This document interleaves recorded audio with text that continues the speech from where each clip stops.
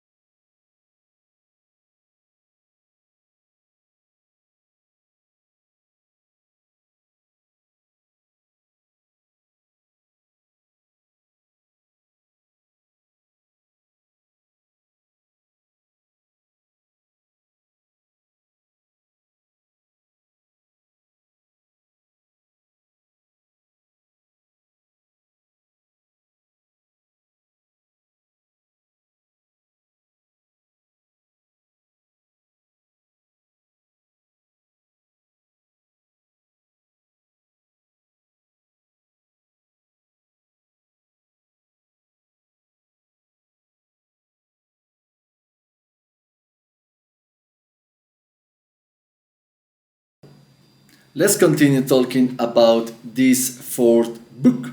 So the demo tape was recorded in December in 1991. After that, the debut album was recorded in January of 1992 in Greg Hallen Sound Studio with Pitten as the technician and producer. Let's remember that Greg Hallen Studio is located in the city of Bergen in Norway. So then he talked about that the song War is a tribute song to the Bathory band from Mr. Quartum from Sweden. So it's an interesting information for us. Then he started to talk about the second album, that song Engam Varg, and the song Han som Reist was his own little private and secret instrumental homage to Death, or better known as Pelle, the singer of Mayhem. Let's continue talking about this. Ibis Lisette Taros was the third album of Burzum, and it was the first album to use a cover on the cover, a drawing from Theodor Kittelsen, a notorious Norwegian artist or painted, and it's quite interesting because these drawings belongs to his Black Death series. Ibis, Lisetaror, and Aske were released at the same period of time. Both albums were recorded in 2 weeks, one after one. Then he continued to developing some information about philosophy. According to Varg, 1991 was his most productive year to making music. Tomhet or Rundangars are the best tracks that, from his point of view, he ever made. The reason for German titles of Philosophen fourth album was an absolute anti-Americanization, according to Varg. Then he talked about the next album, or better known, the first prison album, called Daudibals.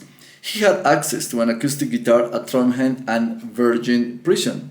In Virgin Prison, he had access to a synthesizer used to record the death of Baldur, or better known as this Daudibals album. The cover artwork was painted by Fenrik's ex-wife, yes, the boss in Dartron. So this is a very interesting information for all of us. Several years later, at the Trondheim jail, he was allowed to have a synthesizer to record Hiloshkaf. So this is a very good information for some of us, because in his previous book called My Prison Story, he missed this information about the recording time of this Hiloshkaf album. Also, in this previous book called My Prison Story, he missed the time when the interview was recorded to put in on the DVD, on documentary material called Until the Light Take of Us. While Hiloshkar have a mythological theme, Daudibars develops the concept of Christianity, destroying Europe, but focused also on the idea that he need to return to our roots to heal mentally, spiritually, and even physically. Misanthropy Records was formed by a German-Italian woman, and this record company released all the Burzum albums, the debut album Aske al Mini LP, Dead Som Engabarg, Ibis Lisetaros, Philosophen, Daudibals, and Hiloshkar. Let's continue talking about the Misanthropy Records. Her owner ended her record company, Misanthropy Records, in the year of 2000. Varg was released from prison in 2009. According to Varg, Fallen and Umkimstar were new albums for him referred to their music creation because Belus, from what we understand on this book, were like old music ideas that he had even before he was on prison. Soul Austi Mani Bestan was made with the intention of being used as the soundtrack or for Beer's film created by his wife Marie Cachet. She is from France. The Ways of George is particularly a result of him having a YouTube channel. Let's remind the name of this YouTube channel, call it Thulean's Perspective, and waiting to make music for his videos there. Thulean Mysteries, the last known studio album, if we can call that, and have some songs that made as a background music for YouTube videos. Also, don't forget that this album is a soundtrack for his role-playing game called Me Farok. After YouTube shut down his channel, he stopped making music. Honestly, it was very demotivating, according to Varg. So we are going to read a bunch of pages. Now, as a child, I listened to ABBA and Bee Gees because the others listened to that, but I also Tchaikovsky. From age 7 and up to 13, I think I only listened to Tchaikovsky, if I ever listened to music at all. My brother listened to pop music, and one of the things my mother remembered well is how my brother and I called her at work, arguing because we both tried to listen to music, each in our own room after school. So she sat there in an office landscape and had us both on the phone at the same time, arguing and complaining that the other one played his music too loud. Yeah, we had two phones in our home, so we could both pick up a phone and talk to her at the same time. Quite funny. Around age 13, I started listening to Iron Maiden, but also from some time had a cassette with Blood Fire Dead by Vattori that a friend had left there. He was gone for a long time, so I could only give it back to him after a year or so. I stopped to listen Iron Maiden at some point, I think after they released Somewhere in Time and before The Seventh Son of a Seventh Son, and moved on Creator. That is their first two albums. The reason for this was that I for some reason wanted to listen to harder music, so I actually stopped listening to Iron Maiden completely and instead listened to Creator, as if it was only possible to like one band at the time. Now I try to listen to some other bands too, like Celtic Frost, but was never really very impressed with them, and perhaps strangely I never liked Metallica, save a few of their slow tracks like Fade to Black or indeed Megadeth, although I like one of their tracks in My Darkest Hour. At some point, a guy I went to school with gave me a Destruction album, Infernal Overkill, that I really liked, but by and large I was not very experimental or open when it came to music. I liked what I liked, and why would I bother trying to find something else? If it works, don't fix it. After I came into contact with the guys in All Funeral and Amputation, I started to listen to more music and abruptly stopped to listen to Creator. This new death metal music was way cooler than the thrash metal I had listened to before. So again, I did not add something to my list of music I listened to, but completely replaced what I had listened to before with something new else. Save the Old Funeral demo tape and the Amputation demo tape, there was not a lot of death metal I actually liked it, so Morbid Angel Altar of Madness was cool, but I never had it myself and only ever listened to its Harald Carr, that is Harald from Immortal. The same was the case with a demo tape by Paradise Lost that I liked. The whole death metal period feels a bit like I walked into something that I thought was cool, but that turned out to be a dead end. So I tried to listen to some of that music but never really liked any of it a lot and ended up disliking most of it. We, the guys in Virgin, only started listening to Battery in late 1991. The only album I had heard by them before that was Blood, Fire, Death, when I preferred Hammerheart and Twilight of the Gods to all their older thrash metal albums. I was actually being controversial. This was generally seen as the albums where Battery had wimped out and become a poser. In this course of 1992, though, the others had become convinced and also listened to and liked them. Again, I can stress that I never liked Sodom, Venom, or any of the other thrash metal bands that are often listened or having been on influence of the Norwegian black metal scene. And I have not listened to metal music. Sometime in 1992, I found an album called Nat Night by a Norwegian rock called band Thule that I liked. That is the high one really cool track, Morketti, directly translate darkness time. But in the meaning, winter time, a time when it gets darker, I also listened to underground house and techno music, so called white label. Talking about the Count Grishniak alias was built around the idea of being anonymous.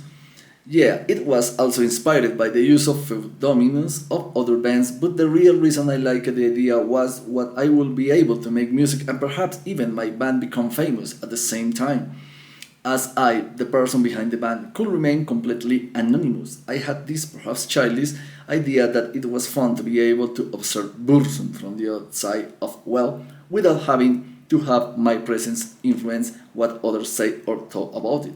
You might say that giving an interview to an Norwegian newspaper, like I did in January 1993, this proves this, but you forget that I made that interview anonymously and with a promise from the journalist to keep the real identity hidden. You cannot tell from the image he took that it's me. You cannot identify me from those images unless you already know who I am and can compare image to me. Also, the image I used from the debut album was made with this in mind, create a mythical character, Count Grishniak. He did not look like me, I remained anonymous. Well, I really did not, or all the things I have done in my life, this has been the least successful. I am definitely not anonymous, any and all hopes to be a green man are lost. Also, the Worship Me lyrics on the debut album was not about worship me, but about kinship, the mythical character, Count Grishniak. Sure, I was him, and his power was mine to control, but still. And why on earth Count Grishniak? You may justly wonder. The Count part was supposed to mean companion from its Latin origins, and the Grishniak part was of course taken and slightly modified from Tolkien The Lord of the Rings. At the same time, in the atmosphere of total contrarianism, I flirted with the idea that Sauron was Odin and the good guys were actually the bad guys, for example, the Christians, and therefore identified as a companion of Odin. I was of no significance, just some ordinary foot soldier, so the name was from an ordinary soldier from Mordor and not a particularly heroic one either. It was more than anything a way to signal to listeners that I was a Tolkien fan. Remember that this was long before the Jackson film made this book extremely mainstream and common knowledge. It was at the time still famous, but in Norway at least, mainly to hippies and in some cultures like the RPG hobby. Naturally, this way to interpret The Lord of the Rings is possible, but it's far from the only way to do that, or even the best, and today I prefer to see it differently. Anyhow, back to music. In 1992, I was also introduced to Dead Can Dance and their fantastic Within the Realm of a Dying Sun. I liked it a lot and have listened to it ever since. Strangely too that it was only album by them that I like. Although I back then never had any such album myself. I like different electronic music from pretty early 80s and liked, for example, the track Julian's Dream by Software, which I think is very evident from some of the own electronic music. The use of simple drum rhythm in the background was an idea I got from that track. I only ever listened to such music when I was playing role-play games too, and I only when we played at the place of one particular guy I used to play with my social client mentioned in my childhood story. Interesting, the same guy who introduced me to Middle Earth roleplay game back in 1985 and thus to the whole RPG hobby was also the one who introduced me to electronic and the guy who sat up in the interview in 1993 with a lunatic Christianist journalist who had promised to keep me identified, hiding, and who in reality calls the cops on me. It is a small world we live in. I never played it with him, but he introduced me to others who did, and I stayed in touch with them all the way until they were foolish enough to give priority to their education late in the 80s when they therefore no longer had the time for RPGs. And it turns because of that I had nothing better to do than make music, and voila, Burzum was born. This brings us to the prison period when I was for long periods were not allowed to listen to music. In some of the prisons I was inhabiting, even at Dixman, was illegally, so I simply did not listen to music at all for many years. When I was allowed to listen to music, though, I mainly listened to this music I already had. This is mainly the Burzum CDs, the Dead Can Dance CD I liked, and Vangelis Conquest of Paradise. I also started to listen to Hending Gram Tra as well as that each Die Propheten and Goeten Erevens that's and the old bands I had know nothing about before. I think they were sent to me by fans. Perhaps interestingly, I did not even hear The Mysteries Doom Satanas by Mayhem until well into the 2000s. An album I had played the bass on, and frankly, I was very disappointed in it. The vocal ruined the whole album for me. I met the vocalist Attila myself and liked him or not, but I have to be honest, I do not think he did a good job with the vocals on that album. I heard the Darkthrone albums where they had used some lyrics written by me shortly after they released it, but I did not listen very much so them. I was actively interested in not listening to black metal by that time. I wanted nothing to do with it, even Darkthrone, and this never changed. Yeah, after that, a few Immortal videos, I have to this day not even hear anything by the bands from 1992 or indeed anything by the bands that popped up on the ground in 1993 when and because I had made black metal well known with my infamous newspaper interview. I want nothing to do with any of them, not least because many of them were literal rats, as explained in my black metal story. When it comes to later black metal bands, I do not have the idiotic attitude that many had back in 1992 that you are not true unless you started listening to metal music in the early to mid 80s. But I do think that as a result of the parody of the black metal that mass media turned it all into with good help from the Norwegian black metal bands that existed in 1993, many of them made up of rats. Bands that suffered the wave, so to speak, and took a deep dive into the parody and not only really drawing themselves, but also even made it worse. Yeah, don't you even try to tell me that you can go watch any Immortal video without wondering, what the is this? I really questioned those who were inspired by this ridiculous and idiotic parody of black metal instead of being disgusted by it. And I really do not want to listen to anything they say or play. Maybe I am unfair and narrow-minded, but I don't think so. I don't care if I am enjoy your music if you like to, but keep me out of it. The fact that many of the same people were inspired by Burzum too does not change much. For some strange reason, they were also inspired by the parody of black metal. So no, I have heard none of these bands and plan not to change that ever. So it's quite a finished opinion about this situation. According to Varg, he created musical prose instead of musical poetry. Philosophy is his most commercial successful album. A Burzum rehearsal was he playing the drums at the rehearsal place at Old Funeral Band. Also, one time he played the drums for Ibis Lisette Taros with Olbe from Immortal play guitars. This was the only time playing drums with the guitars in the background, according to Varg's information. I also faced some problems getting in Norway in the first place. I drove my car all the way from Bretagne in France, and when I reached Sweden, there was a snow storm, and a truck river in front of me used both lanes to avoid the snow on each side. When another car in front of me signaled to him that he wanted to overtake him, the truck driver moved to the right lane, but he missed the fact that I was there, so trying to overtake him in the left lane. So while I was still in the left lane, and immediately after the car in front of me had overtaken him, he returned to driving in the middle of the road in both lanes. When he did that, he pushed me into the snow on the left side of the left lane. We were driving on the highway probably in 60, and I had the choice between crashing with the semi-trailer or driving into the snow that had accumulated on the left side of the left lane. I chose that later.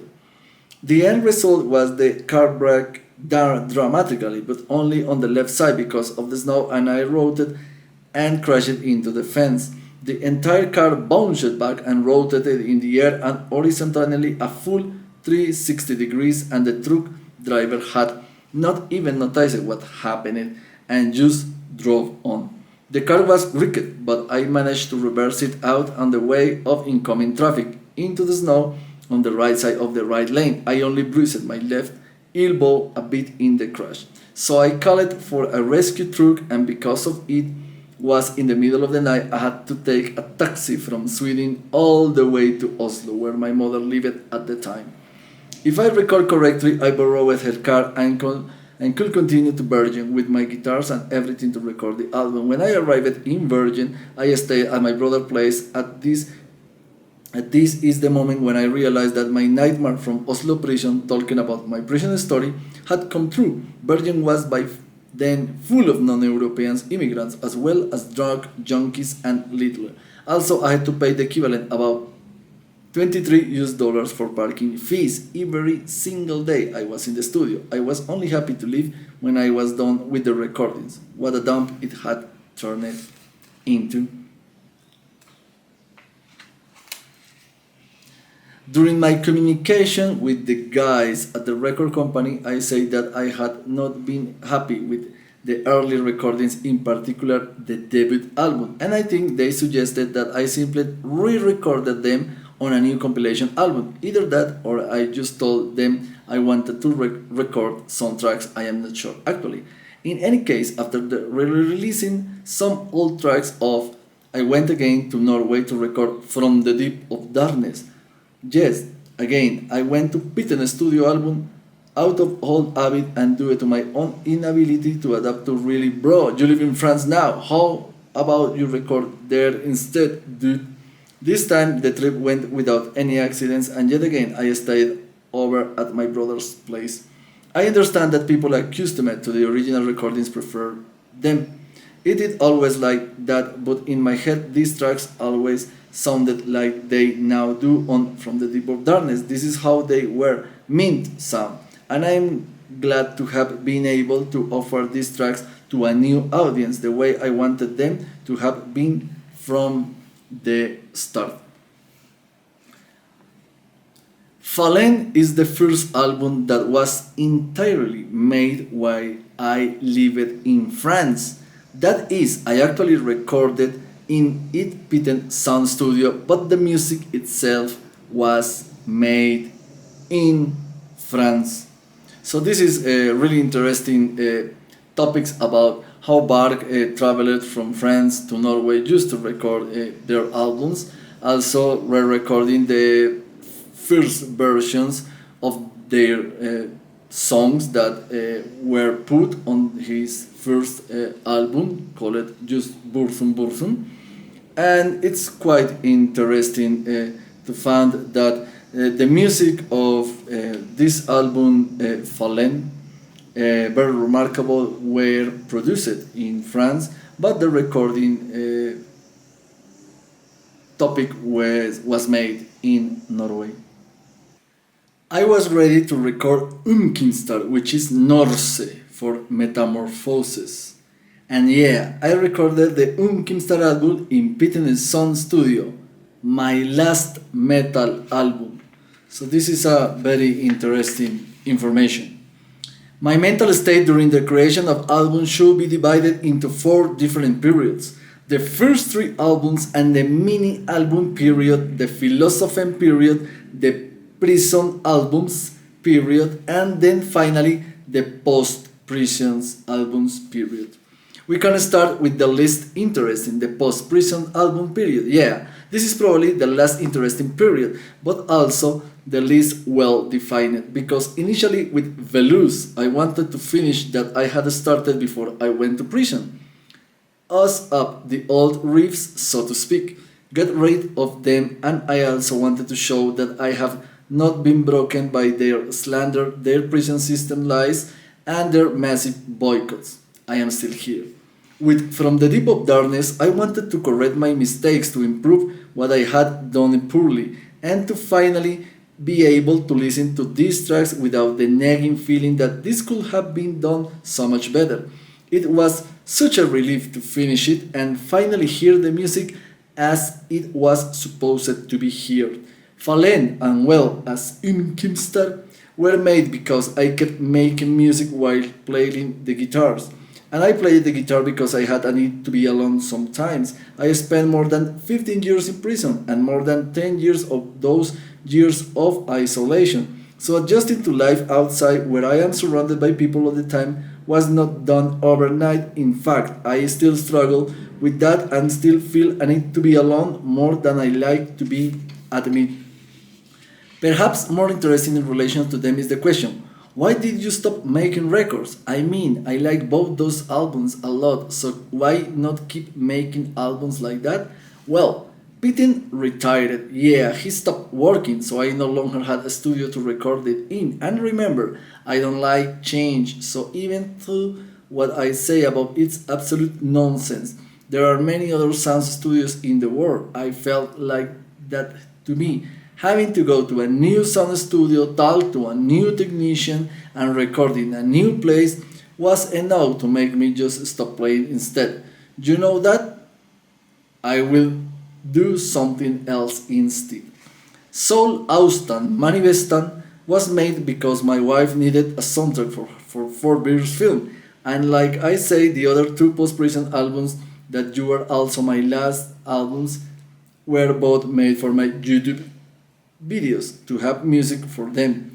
When I had enough tracks, I simply released them as an album. Again, I will say that my need for solitude was the main driving force behind them. So when I play and make music, I am usually alone. You could say making music was my excuse to be alone, and I needed to be sometimes, but less and less as time went by and I adjusted more to life outside.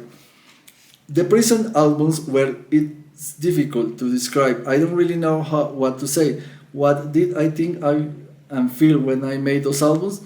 Despair over being unable to defend myself against all the lies and slanders, a feeling of urgency because I knew that having access to a synth would not last. I understood that they would take the keyboard from me soon, and they did, both times after only a few weeks. They were both made so fast that I barely had the time to feel anything. I just had to use the opportunity to be creative quickly before it ends. When I recorded Philosophy, I was in a very special situation, but first note that I say recorded instead of made because most of the music had already have been made well in advance of the recording in March of 1993. The Dunkel High track, for example, was from August of 1991, and this is actually the first track I made as Burzum. Very interesting information. At the time of the recording, I was frustrated over all the things that had gone wrong, and then I told truly about in my prison story and especially in my black metal story. I really wanted to distance myself from the whole black metal thing. I made the album as an anti-black metal album in the meaning that black metal had become a new trend, and I did not intend to follow that trend, so ironically I did the most black metal thing ever. In the original meaning of black metal as a revolt against a metal trend, and I did something else instead, something actually originally I recorded Philosophy the way you know it. The first three albums and the mini albums period is one of I think is the most interesting and also the one that best define both Burzum as a concept and my music. The first music I made, including the Dunkelheit track from Philosophen, was made when I rented a one-room apartment in Lille Markrevesin in Virgin Town. I still love playing role-play games, but had nobody to play it. I had no job and no plans for life. According to Varg, the lyrics of Feeble Screams from Forest and Canal, also Ea, Lord of the Depths, followed by Key to the Gate, Ibis Lisette Taros, Dunkelheit, and Jesus Todd are his favorite lyrics. So let's continue digging a little bit in this book. Many had over the years asked me which Burzum song or album is your favorite, but I find this hard to answer. It depends of the mood. It depends of what it is supposed to be for. Lyrics wise, I always liked the first lyrics I ever wrote.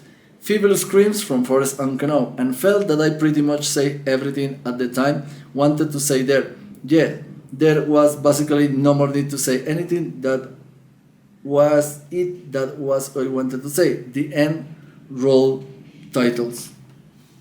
On Dowdy Balls, I think my favorite is Baldur's Val, which the way it used the main riff from Jesus Todd played on a synth. On Hiroshkarf, my favorite is Der Todd Wanted, I will say. For the newest album, I think Glemsen's Eld is the best on Velouz, but I also like the others, so the win is not too clear there. And on Fallen, I think the title track, Jerk Faller, I Am Falling, is the best. In the case of Kimstar, I think Alpha Danas is the best. Then finally, as for the three post-prison synth lead albums, Solaus, Timani Vestan has several favorites, but I think Solarras and Solbsjorg might be a little bit better than the rest. Those titles mean Sun God and Sun Mountain respectively, by the way. From the Ways of Jor, I think The Reckoning of Man is my favorite, followed closely by the title track and Autumn Leaves. Then, on the final album, Thulean Mysteries, I most of all prefer the two lead tracks, Hail, Odin, Sire, and The Great Sleep, but also Four Beers, that was originally made for film Four Beers. Oh, then although, well, when many of Gatorade, none of them are the strongest. I like them all, and I like them all the best depending on my mood and situation. Yes, I could say that on the metal tracks, I think perhaps Key to the Gate is my best overall of everything I have ever made, so I think I prefer Hail Odin Side, particularly because it is played on a lyre, an ancient instrument. It carries the sound of a forgotten past, of what once was. And I like to think that there is nothing new, only what has been forgotten. I would imagine that I did not actually create that song in modern times, but remember it when the sight and touch of a real leader woke up ancestral memories in me. How else would I have been able to make that song in just a few minutes the first time I ever touched a lyre? Quite interesting. According to Varg, his main inspiration to make music was listening his own music and playing it. He called sleep spells to all the final tracks at each of their Burzum albums. His intention was to send the listening into the dream world. So let's continue reading just this. Burzum was the first black metal band to include entirely tracks from of non-metal music.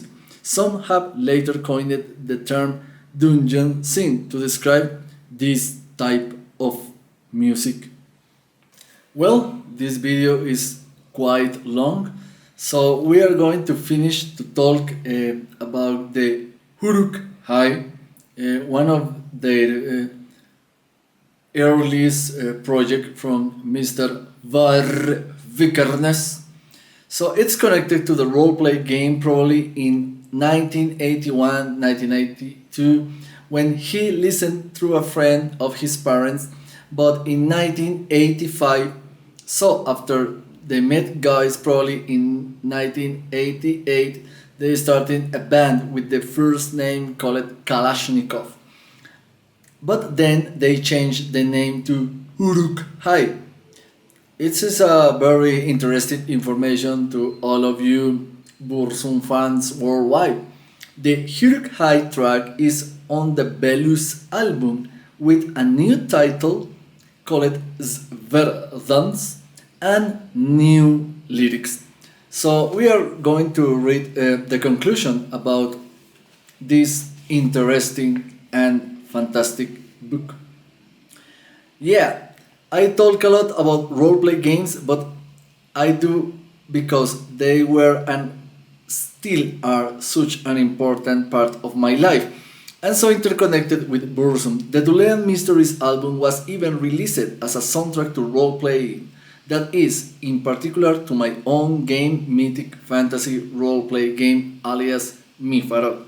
When everything else was shed in my life, I was still having a good life because I had friends to role-playing games with. From 1985 and onwards, I spent so much time making adventures, drawing maps, making characters, playing games, sessions, and reading roleplay games books. I even often skipped classes in schools to do this instead. It also overlaps almost perfectly with the start of my music career. I started playing the guitars in 1987, and this was, aside from karate training and going to the rifle club, pretty much the only other thing I did voluntarily in my life at the time. My roleplay game experience was to a very large degree translate into lyrics and music. Even the early Burzum artwork was directly inspired by roleplay games. I sometimes jokingly say that Mifarok is the Burzum roleplay game, but you could just as well make the claim that Burzum is the roleplay game Mifarok band. And the pain in Burzum, as strange as that may sound, can even be said to partly come from the fact that a great void was left in my life. When the guys I used to play with stopped playing, all I had left in my life when that happened was the guitar. The guitar was my last escape from reality. In fact, I think music itself was, and I think music itself, including Burzum, is that for many. And yeah, like many had said before me, when you are a prisoner, it's not your duty to escape, and we are none of us are free in this world. As is today, and it had been for a very, very long time. We are conditioned into being willing slaves for others and are supposed to be happy about this, but we are not. Even if we try to fool ourselves and pretend to be, we are not. Deep inside, we know that something is wrong here. We are born only to send to kindergarten where the conditions begins. We continue to schools where conditioning were all the education, but in reality you are just being prepared for slavery. The more educated you become, the more brainwashed you become. And all the time when you grow up, you are being conditioned into not just wanting to be a slave for others, but to work hard to make sure you become the most privileged slave out there. You get the pay even more taxes and to work even longer hours, and you get to live in a golden cage instead or just a normal one. Hurrah! You will show off your golden cage to others to make them jealous and to make you feel better, but you are just a slave too, trapped in your golden cage. So yeah, of course, we try to escape. We use book, films, roleplay games, and many other things, and not least music. We try to make this slavery bearable. That it's all. I will end this here by describing Burzum. All music really as an escape from our current reality. From this golden cage that is not even golden for most people, from this rusty, shabby, worn out cage. If you want to see it in a positive light, it is something that will enable us to survive in this slavery until the shackles rust away completely and we become free again, free from as well as free to. I hope that will happen soon. Thank you for your attention. Varg Vikernes, April 2024. So this is To Hell and Back Again, my Burzum story. It's a really interesting book. Thank you for watching this long video. Sorry for that. It was not my intention, but I tried to, to take the most relevant parts of this book, written by the one and only Varg Vikernes. Don't forget to subscribe to this video, don't forget to leave the thumbs up and like the video, share with your family and friends.